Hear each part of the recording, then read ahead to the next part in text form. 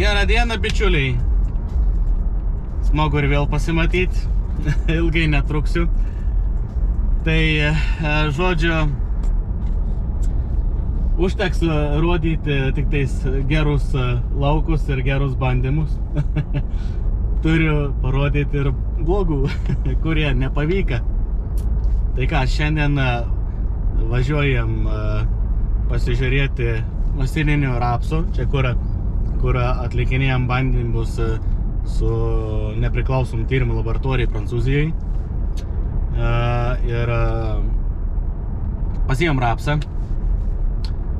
Ir jau praėjo daugiau turbūt nei mėnuo.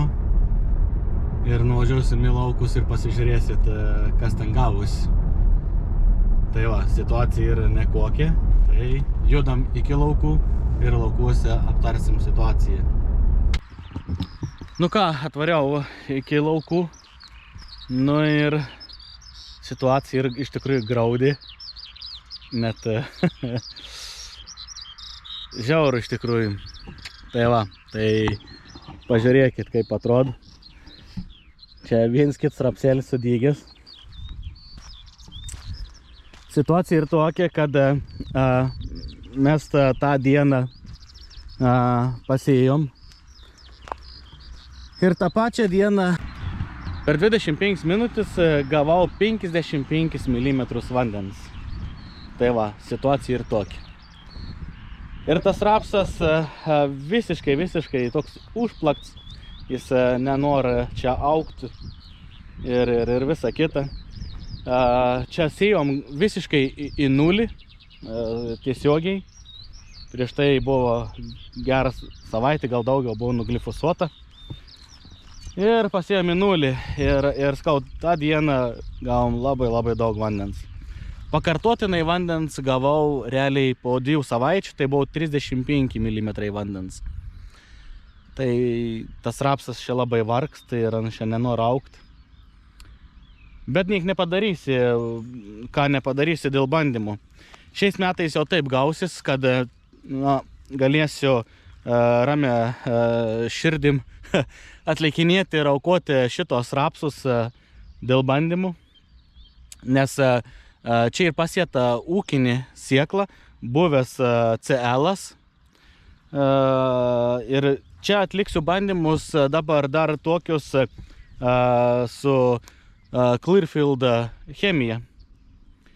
Ir pažiūrėsim, kas gausis, nes kiek kam skambinau, kas prekiauja būtent Clearfield chemija, nieks negal pasakyti, ar galiu naudoti, skaitos, šitą chemiją ne CL-ui, ar negaliu. Tai pakol kas atsakym negavau, kai kurios įmonės kompanijai sakė, kad bandyk, kas gausis, tas gausis. Taip, kad paims ir surizikuosiu. Turiu 10, kas čia dabar hektarų, visiškai 10 hektarų skirsiu vien tik tai susakiems tokiems bandymams chemijai tikrintis, kas veikas, neveikia. Ir viskas, nes taip iš to rapso čia realiai kaip ir naudos nėra. Šitas lauks ir buvo būtent skirs bandymams. Tai va, nu, matus truputėlį čia tas rapselis lenda, bet nedžiugin manęs, aš ne to noriu. Aišku, reikia nepamiršti tai, kad čia situacija su šito lauku ir visiška tragedija. Jeigu taip paimčiau dabar šitą lauką suskusčiau, tai tas lauks, tiesiog būtų dykuma. Pasižiūrėkit, koks dirvožėmis ir visiškai neturi jokių kapiliarinių sistemų. Ir vis kitans atrodo iš vienos pusės kaip ir trupantis, bet, nėra gyvybės. Kiek visur dariau tyrimus dirvožėmiaus, tai visur rodo, kad fosforo ir labai maži kiekiai, kalio lygiai taip pat ir visų kitų elementų.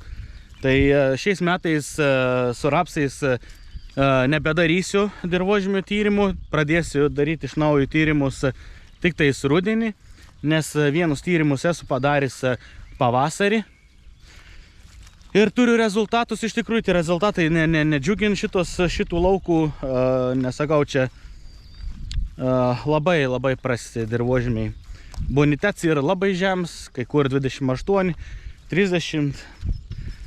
Ir sakau, nenoriu šitų laukų skusti, nenoriu judinti, noriu daryti viską į nulį ir kaupti tą organinę medžiagą būtent ant dirvožemio paviršiaus. Ir žodžiu, dar aš čia atradau tokį vaikinuką, kuris turi iškastinį saprupelį. Tai rudenį parsivešiu čia. Nežinau, gal po kokį 10 tonų to saprupelį įvarysiu į dirvą. Ir bandysiu taip atstatyti tą dirvožemį. Tai va, pažiūrėkit, kokia ta dirva čia yra. Ir visur, tiek ten, sakykime, kur be pažiūrėsi, visur ta dirva ir tokia. Ir šiandien mes esam čia gavę nemažai vandens. Ir kaip tas rapsas turi augti, jeigu ant tik tais išlindys ir ant jau viskas mėlynu, dėl to, kad deguonis nėra. Užplaks dirvožemis. Čia, sakau, jeigu tai paimtum, tikrai paimtum suskustom arba apartom, tai turbūt, kad čia tą dirvožemį nuneštų neaišku kiek kilometrų tų dulkių. Tai va.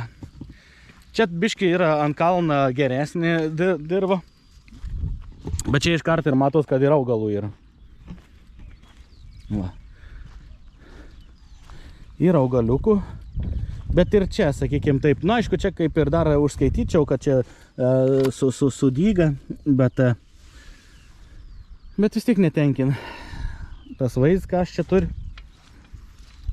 Ir čia pasiliksiu vien tik tais cheminiams produktams įvairiausiems testuotis. Tai va, bandysiu išsitestuoti tą Clearfield chemiją. Pasižiūrėsiu, ar ant čia veikia, ar ant čia neveikia.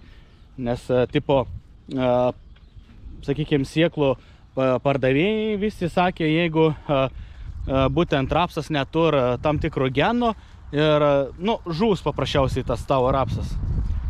Na, pabandysim paneigti mitus. Ir tokia situacija. Tai va, tai žodžiu, šiandien dar bandysiu nuvažiuoti iki Telšių pasižiūrėti. Ten irgi yra žieminiai kviečiai sėti į nulį. Nuvažiuosim avižus, pasižiūrėsim. Gal ir va taip kažkaip šiandien tą dienelį.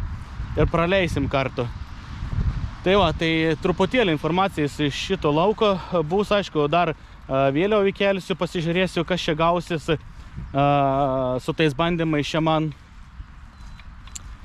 Ir informuosiu, kaip ta chemija čia suveikia, nesuveikia, ar užmuši tą rapsą ar ne.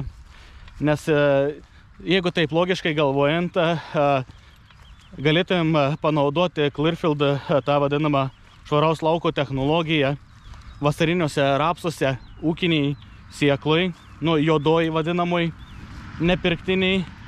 Tai čia iš viso išspręstumėm daugelį problemų paprasčiausiai. Ir galėtumėm tada gal į sėjomainą daugiau įsivestų vasarinį rapsą. Nes, pavyzdžiui, praeitais metais su vasariniais rapsais ne vienam ūkyje iš tikrųjų buvo gera situacija ir derlingumai geri buvo. Nors praeitais metais pavasaris irgi lygiai taip pat buvo sausas. O čia šiais metais pusė jos labai daug vandens mes gavom. Tai tų situacijos yra, sakau, kiekvienam ūkį yra skirtingas, kiekvienam regionui yra skirtinga. Tai manau, kad išsiaiškinsim tam tikrus niuansus ir, nes, sakau, sieklų pardavėjai arba chemijos pardavėjai, jie turbūt jie nėra suinteresuoti, kad mes naudotumėm tam tikrus produktus. Nu ką, atvarėm į Telšius ir atvažiavau į tokį lauką, kur praeitais metais auga vienmetį žolė, tai buvo gausiažiedis vidrė su persiniu ir egiptiniu dobilu. Tai, žodžiu, turėjo čia atsirasti rapsai, bet kad praeitais metais buvo problema su žolė, tai nusprendėm, kad pasėsim kviečius.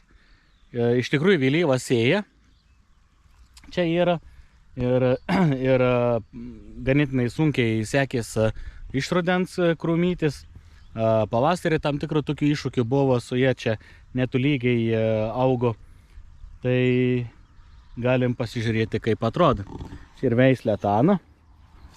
Matos, kad ir lauks truputėlį bangots, bet čia, sakau, visiškai į nulį ir sieta. Pagausia žiedis vidris. Jeigu tai pažiūrėsim, kaip Tana, va, matos, kai kur nesudygi dar ir problema buvo su žolėm iš tikrųjų čia, nes daug turim čia tos myglis ganėtinai, buvo dirsių iš tikrųjų, tai dabar po truputėlį valysimės šitos nepageidaujamus augalus, tas visas, sakykime, vienmetės žolės. Tai kodėl sėjau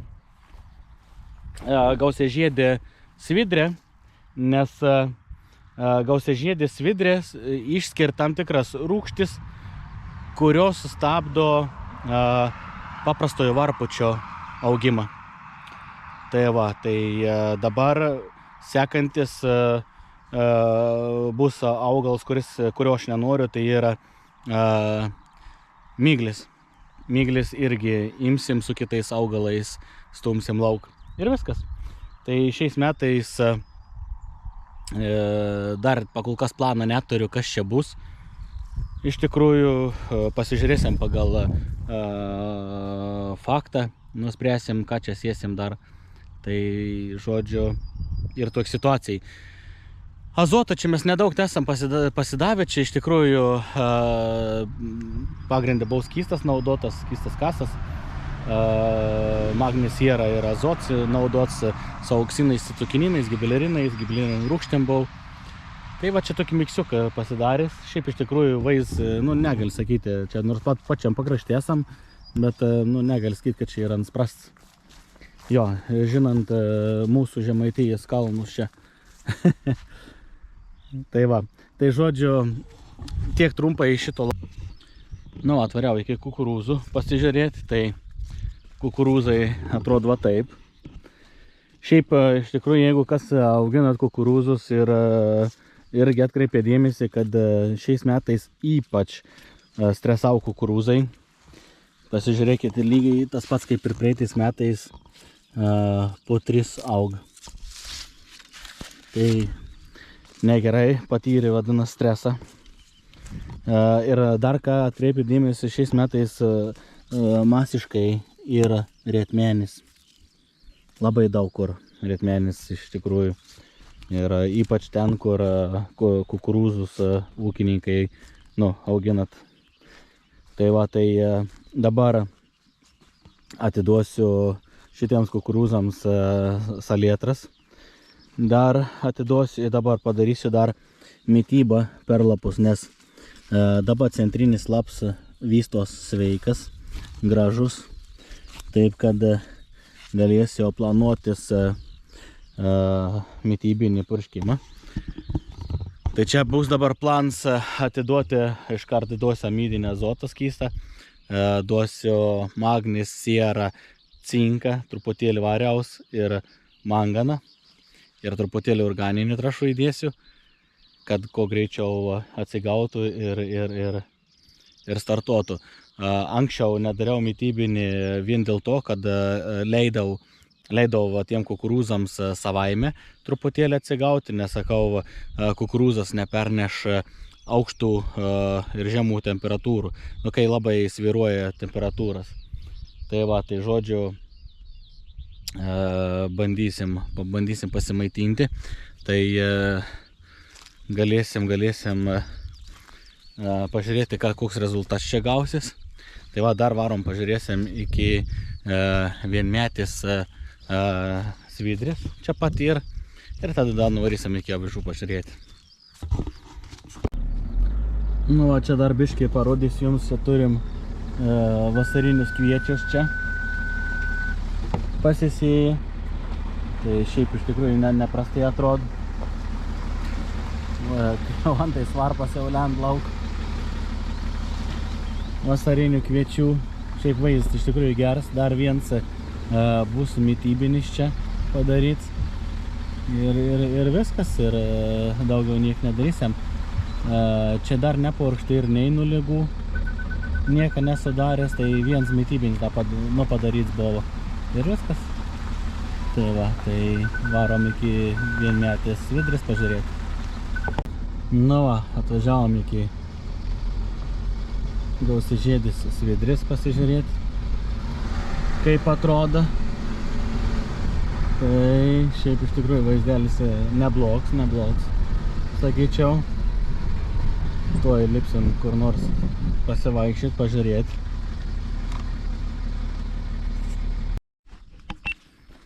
Nu va, žodžiu, čia yra ta gausiažiedis svidris su persiniu regitiniu dobilu. Ir vienmetis mišinys.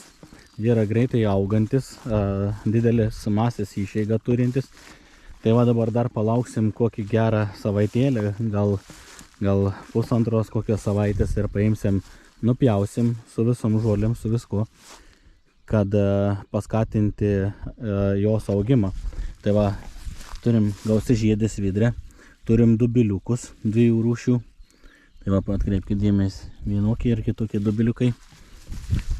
Tai va, tai kodėl aš tos mišinius va tokius sėju, nes ūkininkai susidurs su, ypač gyvūnkystės ūkiai, susidurs su sėjomaina. Kad neturėti tų vadinamų daugiamečių pievų įvairiausių, tai sėju būtent tokius vienmečius mišinius ir įvedu į sėjomainą. Tai dabar nuimsim, sakykime, pas daugelį ūkininkų taip darom, kad auginam tą vienmetį mišinį, nusiimam 3 žolinius pašarus, nusipjaunam, ne? Tada glifosuojam ir sėjam dažniausiai rapsą. Tai va, tai ir vienerius metus gaunam didesnį šaknų sistemą automatiškai, gaunam ir baltyminius augalus, kurie sėjim dobilai kaupa azotą, tai ir gaunas tokį kaip ir sėjomaina. Tai kitos išeities kaip ir nematau. Iš tikrųjų, aišku, daug kur sėjam avižas su vikiais pašarams ir va tada pagerini dirvą, pasėjam ten, sakykime, kviečius arba ten rapsus. Tai va, nes trūks mums augalų sėjomainai.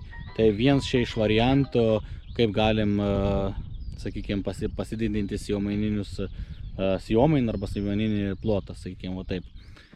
Tai varom tada iki avižų pasižiūrėsim ir turbūt kad tiek. Nu tai va, ir atvažiavom į avižas. Tai žodžiu, avižėlis atrodo va taip. Jau ir susibrandinusis jau sieklas. Va, išlindus ir jau avižėlis jau plyštla pamakšti. Esu truputėlį čia pasitrešęs, daviau azotą 3 formų gavo, nusipurškim nuo žulyčių. Tai va dabar, ko gero, dar vieną tokį angalą mitybinį pasidarysiu, kad užsipildytų 100% ir viskas. Tai va, šiaip tai nulygų nesupurškęs čia. Turbūt daugelis esat auginę avižų ir dažniausiai avižas serga įvairiausiam rūdėm, dryžligėm ir visokiais kitokiais dalykais. Tai žodžiu, o čia ir va taip, pažiūrėkit, nuo pačios iki viršaus ir švarus lapai, visiškai jokių pakitimų nėra. Gražus, stambis avižytės, auga gražiai. Turėtų būti derliaus nemažai. Tai va, čia priešsėlis buvo kukurūzas, čia yra dirva toks smėlis. Praeitais metais, sakau, kukurūzų derlius irgi iš tikrųjų buvo ganėtinai didelis. Iš šitam ūkį, iš visų laukų, šis lauks buvo pats gražiausias, būtent kukurūzų, nors čia ir, irgi dykuma, smėlis toks. Kiek be kastom į gilį, visur smėlis. Tai va. Tai tokias situacijas iš tikrųjų. Tai Žemaitijoj ūkininkauti nėra lengva. Dirvožemio našums ir to dirvožėmio koreliacija, na, yra labai greita. Tai smėlis, durpė, rūdžemis toks ir neturim daug maisto. Pagrindinė problema tai ir kalcio trūkoms, ir fosforo trūkoms. Nes per visą Lietuvą, jeigu tai peržiūrėjus, kiek esam priėmę įvairiausių tyrimų dirvožemių, tai Žemaitijoje kalcis yra giliausiai. Tai kai kur ir 70 cm, kai kur metrų gylyje kalcis randasi. Tai va, tokiam gylyje yra. Pavyzdžiui, palyginkim kokius Šakius ir Kauną. Šakiai biški kitaip ir ten, nes ten molių daugiau turit. Jeigu Kauną paimsim, tai ten Kaunė 30, 35, 40 cm gylyje kalcis. Tai jį gali pasitirpinti augalą ir pasikelti jį. O, pavyzdžiui, Šakiuose turiu, kur ir 50 ir 60 cm gylyje kalcis. Tai va, tai tokia ir situacija šiandien iš tikrųjų, tai apvažiavom, truputėlį parodžiau. Smagu, kad žiūrit, smagu, kad laikinat, prenumeruojat kanalą. Iš tikrųjų, tai yra stimuls daugiau kurt, daugiau daryt. Tai lauksiu visų birželio 18 dieną, lauko dienui. Kas sekat mane būtent Facebook'e, tai turit matot, kada bus ir kur bus lauko dienos daromos. Tai susitiksim lauko dienų ir galėsit užduoti gyvai klausimus ir bandysiu atsakyti jums. Tai ačiū ir iki susitikimo.